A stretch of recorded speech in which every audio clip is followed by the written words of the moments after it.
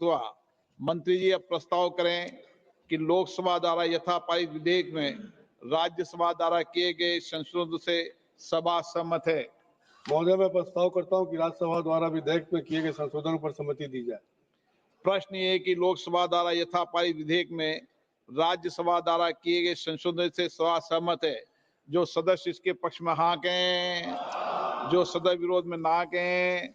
मेरे विचार में निर्णय हाँ वालों के पक्ष में हुआ। प्रस्ताव स्वीकृत हुआ। लोकसभा द्वारा यथापारित बैंककारी विधिया संशोधन विधेयक 2024 में राज्यसभा द्वारा किए गए संशोधन सभा सहमत हुई। आइटम नंबर 12 और 13 को एक साथ सभा में लिया जा रहा है।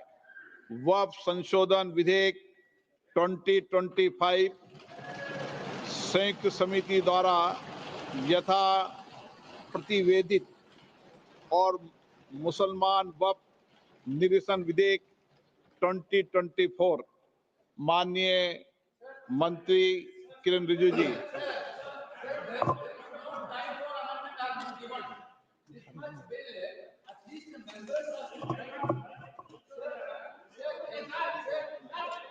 हाँ, बोलिए।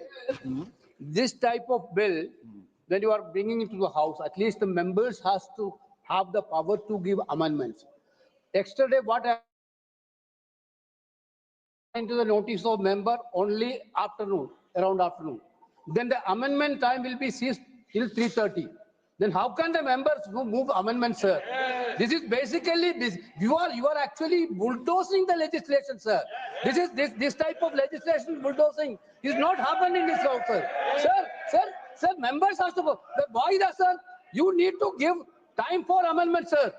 Sir, there are several provisions to be given amendment. There is no time at all. Okay, आप बैठिए। एक विषय में दे दूं। माननीय सदस्यगण, मैंने सभी जो गैर सरकारी माननीय सदस्यों के जो भी संशोधन प्रस्ताव थे वह और सरकारी संशोधन प्रस्ताव दोनों को बराबर का समय दिया है। मैंने ऐसा नहीं किया कि आपके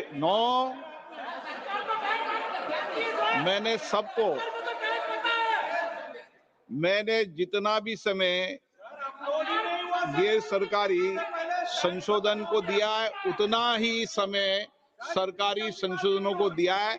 मैंने दोनों में कोई अंतर नहीं किया गया है। मंत्री जी को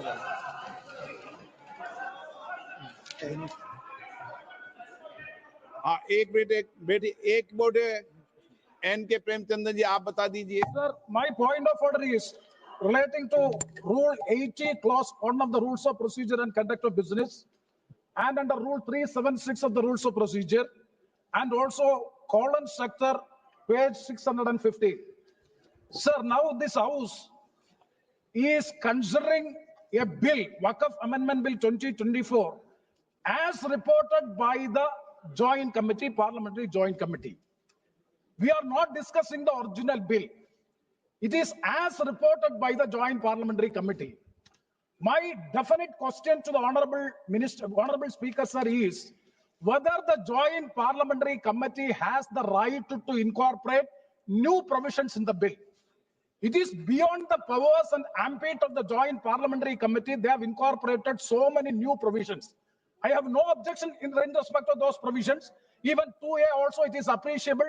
We don't have any objection, sir. Very serious technical matter. And kindly see, only even the House, Speaker sir, even the House do not have the authority to make a, wait up. You can reply after that. You can reply after, sir, you can reply after me. Sir, even this Parliament, even this Lok Sabha, this August House, do not have the right to incorporate a new provision unless you suspend Rule 81. But what is Rule 81, sir? Sir, Rule 81 is very clear. Rule 81 says the following conditions shall govern the administrability of amendments to clauses or schedules of a bill. An amendment shall be within the scope of the bill and relevant to the subject matter of the clause which relates.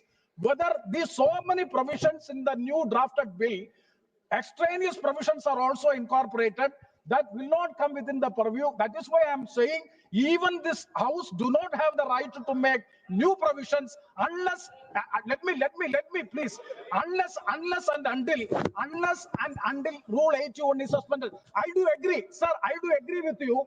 The government has the power. The minister has the power. The minister has the power to move amendments, and also they can recommend. Joint Parliamentary Committee can recommend, but they cannot come with new provisions as a newly drafted bill for which there is no right. Okay, And okay. I'm quoting Howland sector. Very मैंने important. पढ़ लिया, आपका Sir, मैं व्यवस्था sir, दे रहा हूँ, Howland पहले गृह sector, मंत्री जी sir. बताएंगे। हो गया वो, मैं व्यवस्था दूंगा, पहले गृह मंत्री बताएंगे, फिर व्यवस्था। मान्यवर मानिए, इनको पढ़ लें दो पूरा, 1 मिनट इनको पढ़ लें दो। आप पढ़ लो, आप पूरा पढ़ लो। Sir, हाँ। sir, Howland sector, page 615. The motion for reference of a bill to a select committee may include instruction to the मैंने पढ़ committee लिया to consider आपका। matters other than those dealt with in the bill but relating to the subject matter of the bill. Instruction to the committee for amendments of such sections of the parent act as are not covered by the amending bill, whenever given, are to be specific and clear, unquote. Okay. That means unless and until the House specifically directed to go into this, they have no right to make new provisions in the bill.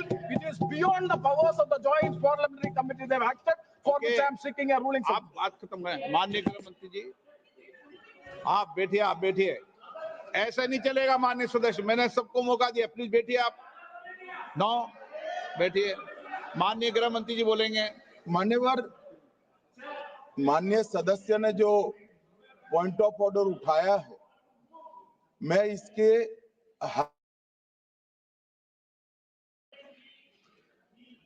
Bharat सरकार की cabinet ने इस बारे में एक bill approve कर सदन के सामने रखा। आपके द्वारा ये बिल जॉइंट पार्लियामेंट्री कमेटी को दिया गया, जिसका विपक्ष का भी बड़ा आग्रह था। कमेटी ने इस पर सुविचारित रूप से अपना मत प्रकट किया। वो जो मत प्रकट हुआ, वो मत फिर से कैबिनेट के सामने गया। कमेटी के जो सुझाव थे, ये भारत सरकार की कैबिनेट ने स्वीकार किए और अमेंडमेंट के रूप में किरण रिजिजू जी लेकर आए।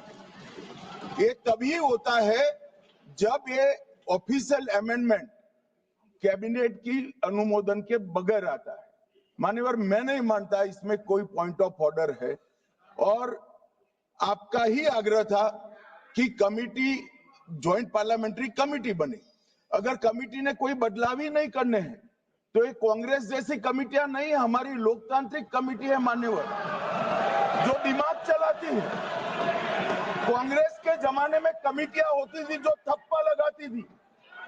हमारी कमेटी चर्चा करती है, चर्चा के आधार पर विचार करती है और परिवर्तन करती है। अगर परिवर्तन को स्वीकार ही नहीं करना है, तो कमेटी काहे को लिए है भाई?